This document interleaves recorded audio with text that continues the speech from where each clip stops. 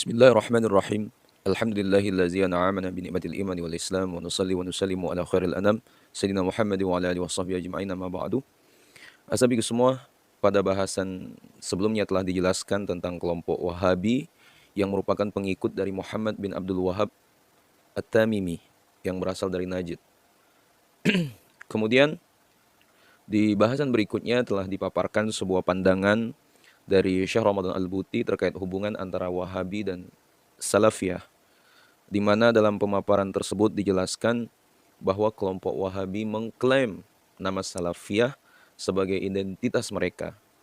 Padahal menurut Syekh Ramadan Al-Buti, Salafiyah merupakan periode waktu yang diberkahi dan bukan merupakan mazhab Islam. Sehingga beliau mengatakan bermazhab dengan Salafiyah adalah sebuah bid'ah yang tidak ada sebelumnya. Azabiku semua, adapun pada kesempatan kali ini kami ingin memaparkan sebuah hadis yang disinyalir ditunjukkan untuk kelompok Wahabi. Hadis ini terekam dalam kitab Sahih Al-Bukhari yang merupakan salah satu kitab mu'tabar di kalangan Ahlus Sunnah. Dalam hadis tersebut, Rasulullah SAW meramalkan akan datangnya orang-orang atau kelompok tertentu dengan ciri-ciri khusus. Nah, ciri-ciri inilah yang terindikasi ditunjukkan untuk kelompok Wahabi. Adapun hadisnya sebagai berikut. 6783 حدثنا أبو النعمان حدثنا مهدي بن ميمون سمعت محمد بن سيرين يحدث عن معيذ بن سيرين عن أبي سعيد الخدري رضي الله عنه عن النبي صلى الله عليه وسلم قال يخرج ناس من قبيل المشرق ويقرؤون القرآن لا يجاوز ترفيهم يمرقون من الدين كما يمرق السهم من الرمية ثم لا يعودون فيه حتى يعود السهم إلى فوقه قيل ما سماهم قال سيماهم التحليق أو قال السيد. Azabik semua diartikan telah bercerita pada kami Abu Nu'man, telah bercerita kepada kami Mahdi bin Maimun. Aku telah mendengar Muhammad bin Sirin bercerita dari Mu'abad bin Sirin dari Abu Sa'id Al-Khudri radhiyallahu an dari Nabi Muhammad SAW. Beliau berkata, akan muncul orang-orang dari timur, mereka membaca Al-Quran namun tidak sampai pada kerongkongan mereka. Mereka meninggalkan agama sebagaimana anak panah meninggalkan busurnya, dan mereka tidak kembali meskipun anak panah kembali pada busurnya. Dikatakan, bagaimana ciri-ciri mereka? Nabi berkata, ciri-ciri mereka adalah dengan kepala mereka yang dipangkas atau dicukur secara habis, yaitu pelontos.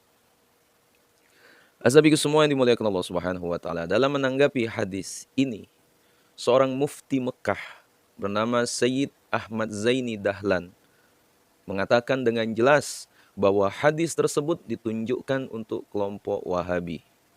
Dalam kitabnya Fitnatul Wahabiyah, ia menuliskan bahwa mencukur rambut kepala pelontos merupakan ciri khas dari kelompok Wahabi.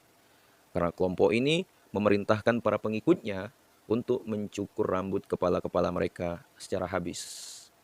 Dan ciri-ciri ini tidak terdapat pada kelompok lainnya sebelum mereka.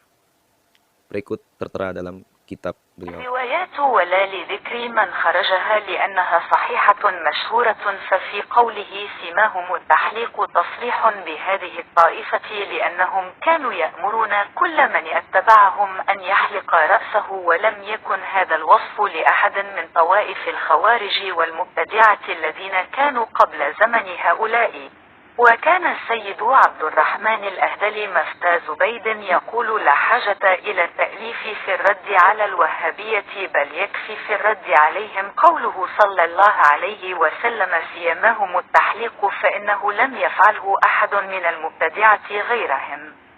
واتفق مرة أن امرأة أقامت الحجة على ابن الوهاب لما أكرهها على اتباعهم ففعلت أمرها ابن عبد الوهاب أن تحلق رأسها فقالت له حيث أنك تأمر المرأة بحلق رأسها ينبغي لك أن تأمر الرجل بحلق لحيته لأن شعر رأس المرأة زينتها وشعر لحية الرجل زينته فلم يجدلها جوابا.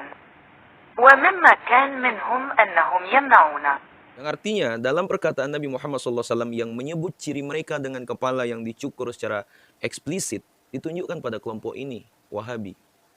Karena mereka memerintahkan pada sesiapa yang mengikuti mereka untuk mencukur rambut kepalanya, yaitu pelontos.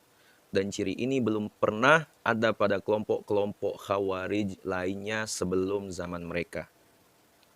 Dan Sayyid Abdurrahman Al-Ahdal, seorang mufti Zabid, pernah berkata, tidak perlu menulis buku untuk mengkritik kelompok Wahabi. Namun cukup dengan perkataan Nabi Muhammad SAW yang mengatakan ciri mereka dengan kepala yang dicukur habis.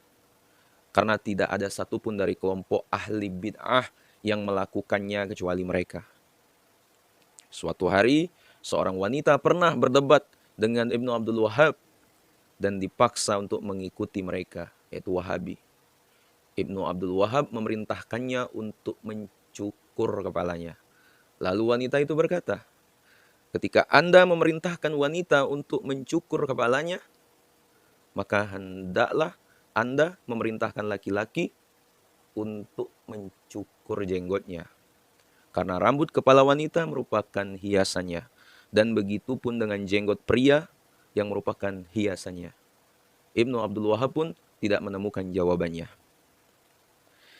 Ashabiku semua yang dimuliakan Allah Subhanahu wa taala, keterangan ini menunjukkan bahwa menurut Mufti Mekah Sayyid Ahmad Zaini Dahlan di dalam kitabnya hadis yang meramalkan akan munculnya kelompok tertentu dengan ciri-ciri mencukur rambut kepala secara habis atau pelontos ditunjukkan secara jelas untuk kelompok Wahabi.